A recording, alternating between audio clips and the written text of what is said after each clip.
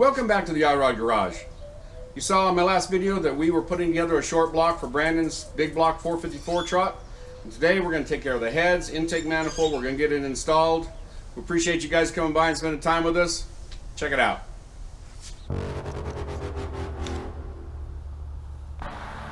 All right, this is Tommy Gun. He actually is using an impact.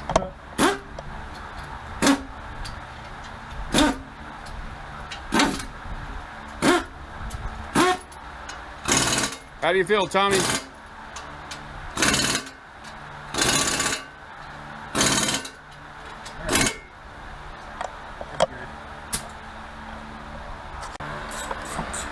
All right.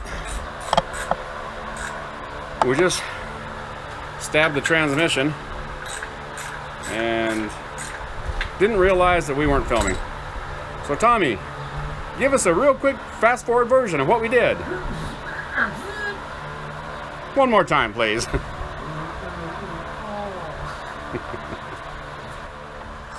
Yeah, we stabbed the transmission. We're gonna put the heads on, torque them. We're gonna load this engine and transmission in the engine bay because I'm not gonna be at work tomorrow. Well, I'll be at my regular job tomorrow. I won't be here. And we wanna have this in so Tommy can do intake manifold, exhaust, distributor, carburetor, fuel pump, and who knows? We might actually fire this girl one day. Alright guys, so cylinder head 101. My father showed me this trick eons ago and it actually works really well. I've seen people use water, but water doesn't work because we're looking at a viscosity kind of thing. Now I don't know if any of you guys have ever played with fuel, but fuel is really thin viscosity, so it'll seep in any crack, anything, anywhere. So at home, here's a test to see how bad your cylinder heads are. I'm going to show you something here. These are our exhaust ports. If you notice, I have the cylinder head wedged to where that valve surface is pretty much flat. So once you have that established, then you fill. You can use gas or whatever. I have brake clean in here right now.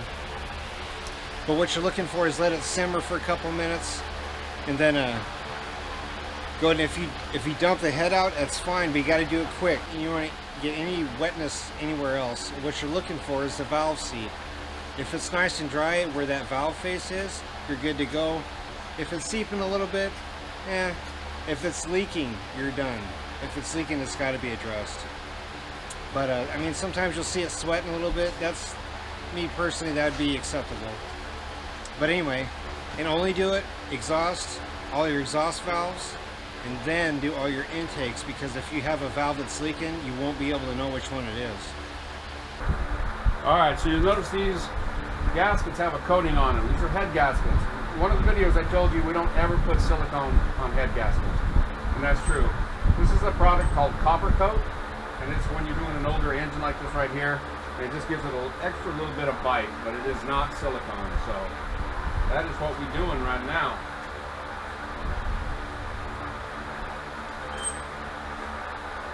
Tommy's preparing the cylinder head bolts.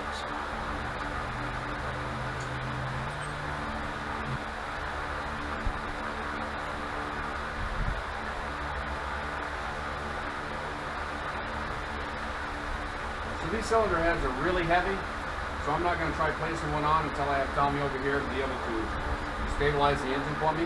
You'll notice we took the engine down off the engine stand. The reason for that is because the Big Block Chevy is about 650 pounds, and we were a little nervous about putting it on that engine stand. We didn't want it falling on top of one of us and we'd be stuck there for life and we'd die. So anyway, we decided to go ahead and take it down, do this, and we'll get it stabbed in the engine. Alright, these cylinder heads are so heavy it takes 7 people to lift them. But Tommy and I are very strong, so just the 2 of us will do it. And you can probably do it by yourself, but boy, it wouldn't be enjoyable. So. Oh, they're a lot lighter than 2 people. That's like half the weight.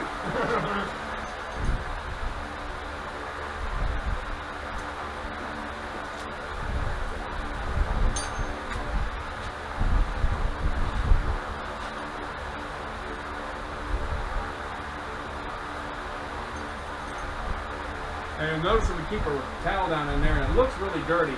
It's not dirty, it's sun faded. So we're just trying to keep as much stuff as we can out of the valley, the lifter valley. Yeah, Arizona will kill any color at all. Paint, rubber, dog collars. I don't know about dog collars. Yeah, it does.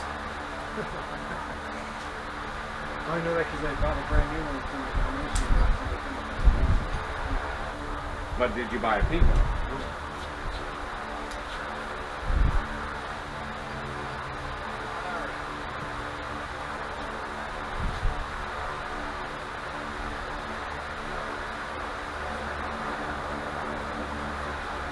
All right, looked pretty simple, didn't it?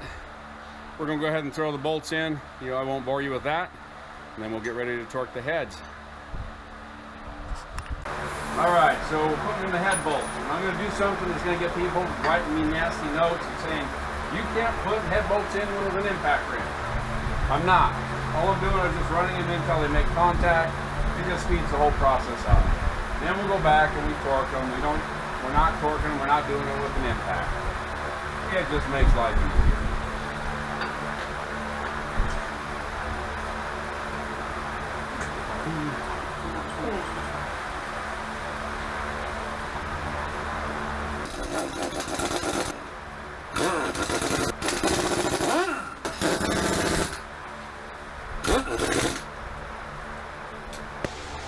All right, so here's the deal. Hopefully you can see us.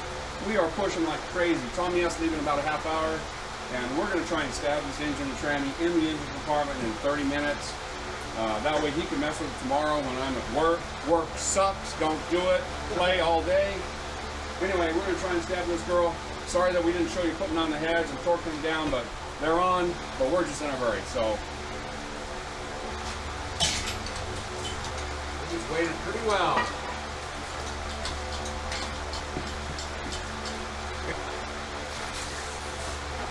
All right, I gotta call you back. We're trying to stab an engine before I got here. All right. All right. You want to get it in there and then you can jockey it around?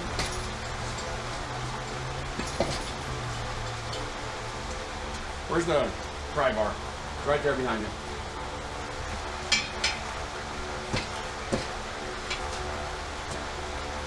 You can go higher, don't we?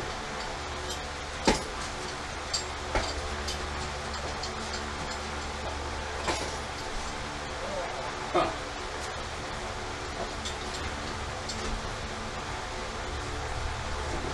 Not like a steer. Go down a little.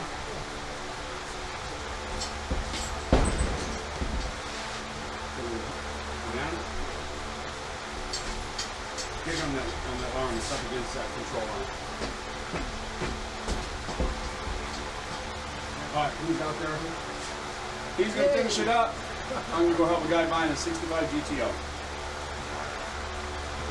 Okay guys, so make sure the engine plates were ultra loose because yeah, I have a pretty good feeling it's gonna fight us.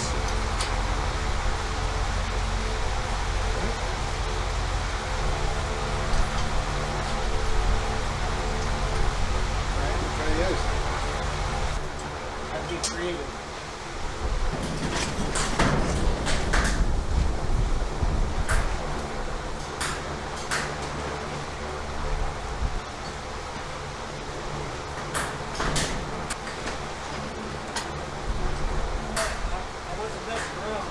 Yeah. Take one break to take a piss, that's it. Because we just built this motor today, and we were trying to stab it, because I have to go back to work tomorrow. He's going to be here by himself, and we had to get it in so he could keep working, because that's a two-man job.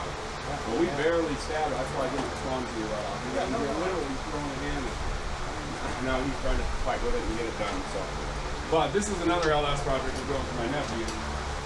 So that's manual. Otherwise, the 4L60 that you come with, that will come with most of the stuff you get, yeah, just have it rebuilt and run it. The 4L60 in my white Chevy truck out there, no rebuilds. I have 523,000 miles on that truck. That tranny will go forever. How much would you charge me to bring that back here for the LS? See, every time I sell You knew I was going to ask you that. You knew I was going to ask you that, right? You see that 78 Trans Am set right there? I do. That's my buddy. We're doing 6-liter, 5-speed, 4 9-inch, 4-wheel disc, and a supercharger on it. Very cool. But yeah, we consider all that stuff. You gotta understand, you know.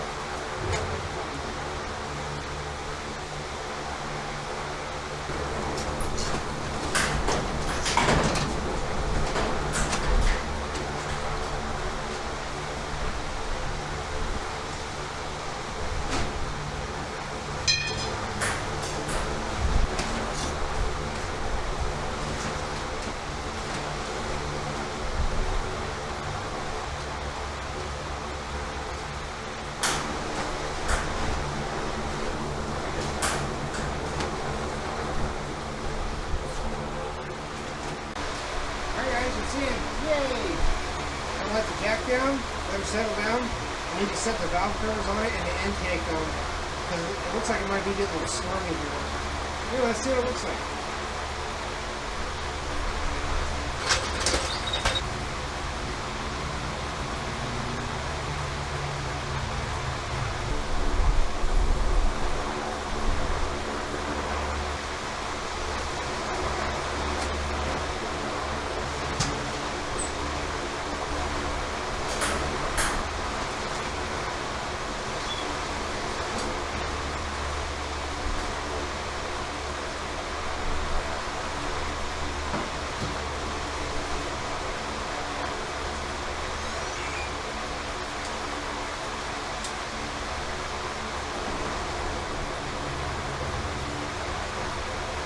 Captain.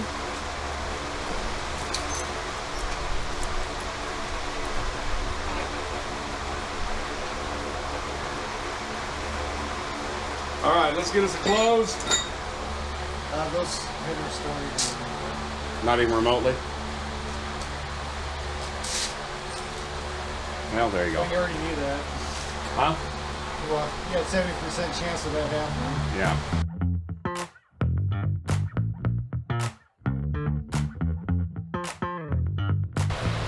Morning, everybody. Odd Rod Garage here, and today we're doing more stuff on Brandon's truck. Praise the Lord, the motor's in the hole.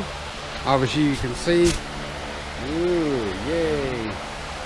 I went ahead and worked ahead of you guys a little bit this morning. I did stuff like the torque converter. The fuel pump was on it last night when we put it in there. I cinched the engine, the motor mounts down, all that stuff. Changed the crank seal. Fixed the pointer for the timing. I want to show you something here. So here's his balancer, right? And I don't have the pulley on there for a good reason, because here in a little bit I need to put the lifters in there and stuff like that, and I still have to put the starter in there, but I don't even want to try to bother with trying to spin it with the starter. I'd rather just do it by hand. It's just as easy and it's right there. So I have yet to put the crank pulley on. I want to show you something here, that when you're installing a harmonic balancer, I'm pretty sure they make a tool for it. But this is what I do, and I've had really good luck with it. Is obviously there's a keyway in there, so you just line it up and you just kind of start it on by hand. But just use a hammer and hit it in a circular pattern. Don't hit it real hard. Just slowly work it on, work it on, work it on, work it on. And then you'll get to the point where you can put the crank bolt in here. And once it's on far enough to where this will start, just use hand pressure. Use the socket, like in this case, that was a 3/4 inch. So I just have a socket in my hand, and you kind of snug it down. Tap, tap, tap, tap, tap, snug, tap, snug, tap, snug, tap. And what that bolt does is it kind of helps it as you're tapping it. It keeps it going on pretty straight, right? And of course, as it gets on there, it's going to get a little bit tighter. But once that's almost all the way on, it'll sound different. It won't be like ping, ping, ping, ping, ping, like if you were hitting on an oil pan or something like that. It'll start with like clink, clink, clink, bunk, bunk, bunk, bunk, bunk, and usually that's where it's pretty close. And then just put more tension on the bolt. Don't really wrench on it, but you want tension on it, and just keep doing that. Keep doing and when you actually snug this bolt up, theoretically, if the bouncer's all the way on, that bolt won't get loose anymore. So like I said, just put, I don't know, put 30 pounds on that bolt or something like that. Keep tapping it, because you don't want it coming off, right? And you don't want it running loose. It ruins everything. It ruins the balancer, it ruins the crank, it ruins all kinds of stuff. So now I'm gonna go ahead, and I have our lifters soaking right now. I just have that stuff sitting on there for now. Anyway, for now, let's get all the parts up off the ground, get them on this motor, and we'll be just that much closer. Alright guys, as you can see, I've already done, I'm doing the valve train right now, the rockers and the push rods. Anyway, this bank is done, these are done. I'm about to do number 4 and then number 2. I'll show you what we got going on here.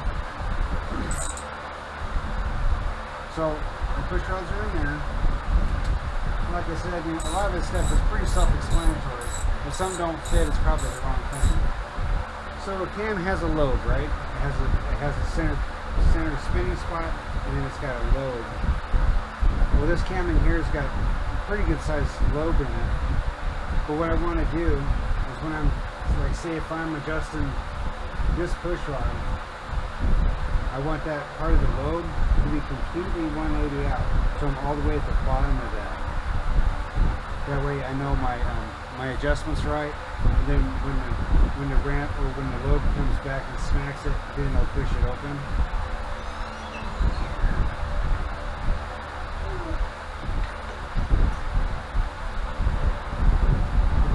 So, you see how there's play there?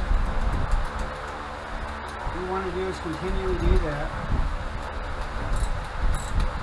until it doesn't want to go this way now.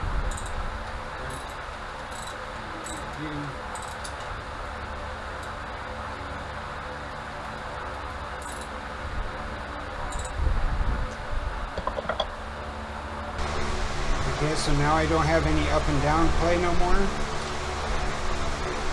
Now I'm going to spin the rod. You just want to snug it just a smudge.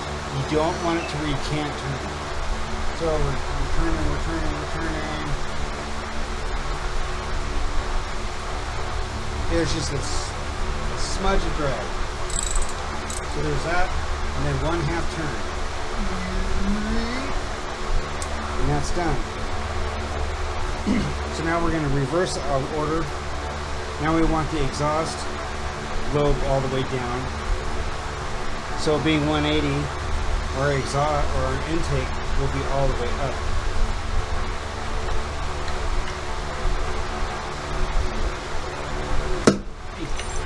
It keeps getting me. It's because it's starting to pull vacuum through there. Ha! It's done it to me twice now.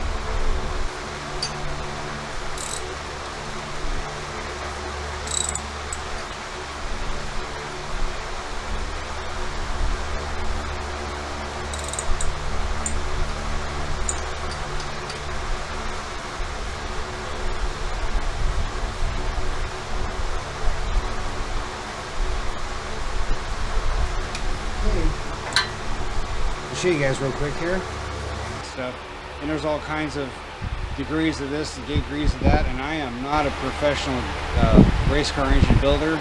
I just have a pretty good idea how they work. But what I want to show you here is this. So this is the intake here. This is actually theoretically with this up, the valve is open. With this guy down, it's closed, right? Open, closed.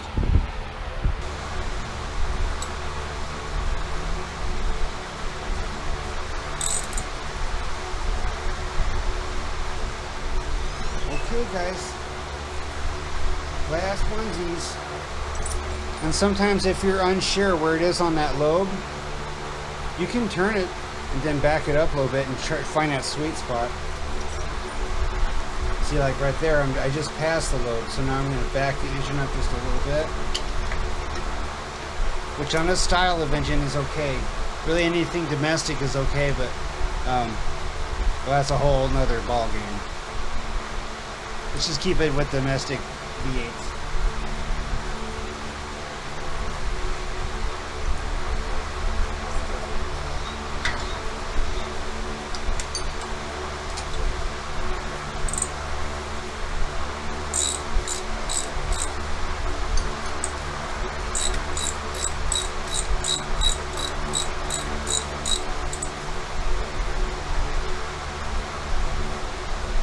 There it is. 1,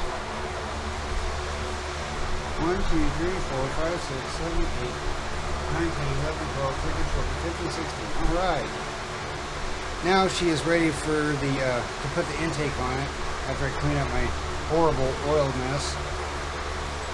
Yeah, now I can put the intake on it. I can do the valve covers. I can do the water pump. I can do the crank pulley. Yay! Okay, guys. So we're getting ready to put Brandon's intake on. I'm going to show you what I'm doing. I'm sure I'm not the first one to do this. But instead of putting those rubber liners in here, I use silicone for a couple of reasons. One, it's an aftermarket intake. Secondly, you don't know if the intake's been milled or if it's warped or anything, right? Thirdly, if that rubber strip is too thick, you'll actually suspend the intake and you'll end up with a vacuum leak. So rather than deal with any of those potential problems, what I do is I'll run, a big blob in the corner. Then that height is probably about 1/8 of an inch tall. Same thing over here. Same thing in the back. And then you just let it sit. You don't want it to dry like 8 hours later. I'd give it a good, probably at least 20 minutes. Just for fun. Always look at your intake gaskets and see if there's any kind of weird indicator, right side, left side, this side out, or front, or up. Sometimes you'll see these where there's a little teeny tiny, especially on small blocks, you'll see like a little teeny tiny water jacket pinhole there. Just watch where they're going. Always dry fit. I'm a huge fan of dry fit and stuff. Probably make everybody crazy, but it's just a little thin layer. This is Mr. Gasket. They work really well, nice and thick. This might add, 10 minutes to your trouble. Oh, and also do your EGR jacket. This might add 10 minutes or so to your build time, but it's worth its weight in gold if you don't have trouble,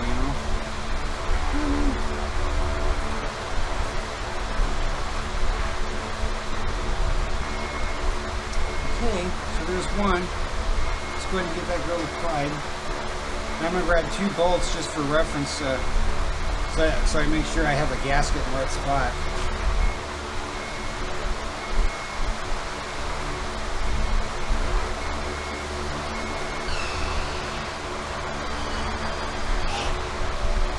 Okay, so there's that. We'll do this one now.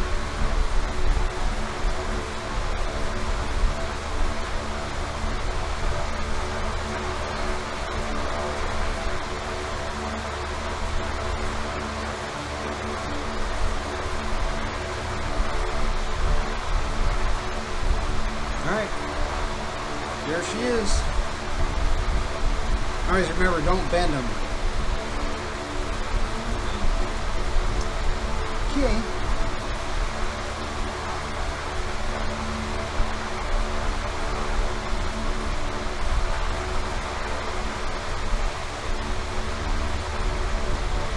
Now we're going to do our second layer here.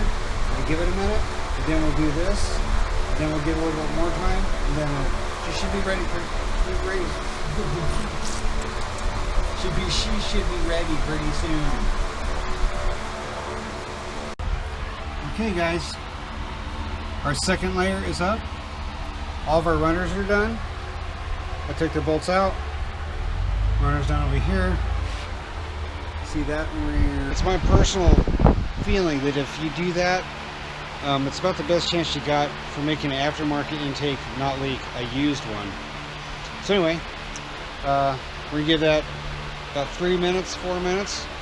Then we're gonna put the intake on it. And also always remember, when you're doing an intake, you have a center, you have all these bolts here. Always start from the center crisscross, and just go out from the center. I pretty much do that on anything flat surface, oil pans, tranny pans, intakes, because if you do that, sometimes you can, if it's warped at all, sometimes you can work it out if you tighten it that way. Anyway, so I'm going to hang the camera up and we're going to put an intake on. Okay guys, I'm going to go grab the intake and set it on. One thing I'm not going to do is I don't want to put it on and have to slide it around. That's no bueno. You want to go straight down.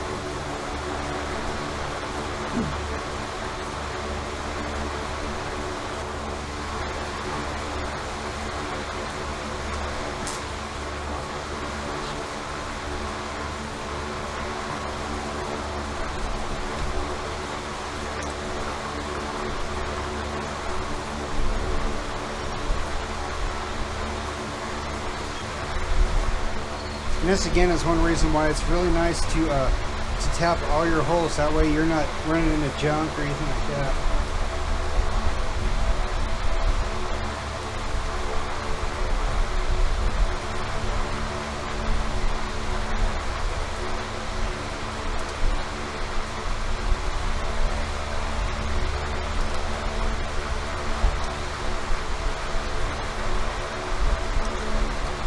Okay, obviously there's some weird bolts going on here. There's different lengths, I don't know why, but anyway. All I'm worried about right now is get that girl torqued down. I can always come back here in a couple hours once it's cured and change out whatever bolts I don't like right now. But anyway, let's get this girl cinched down because remember, we have silicone that's curing.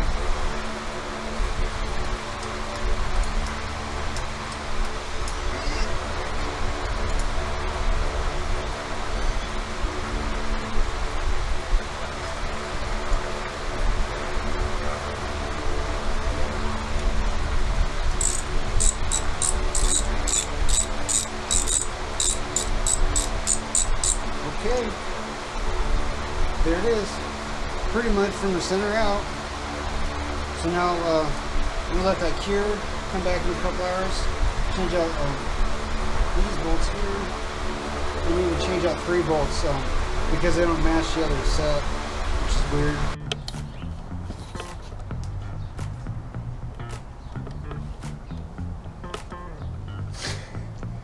Well, I'm pretty sure it's obvious that we've been busting it on Brandon's truck. But let me tell you right now, Ben, when you watch this, we've been working on your truck too. There's things going on. We have almost the entire interior finished. All of the window regulators and all the rubber on the doors are all taken care of. And next week, your new dash cluster and brand new gauges should show up for that. Well, we hope you guys have had a great weekend. Thank you for coming and visiting. And as always, thanks for watching.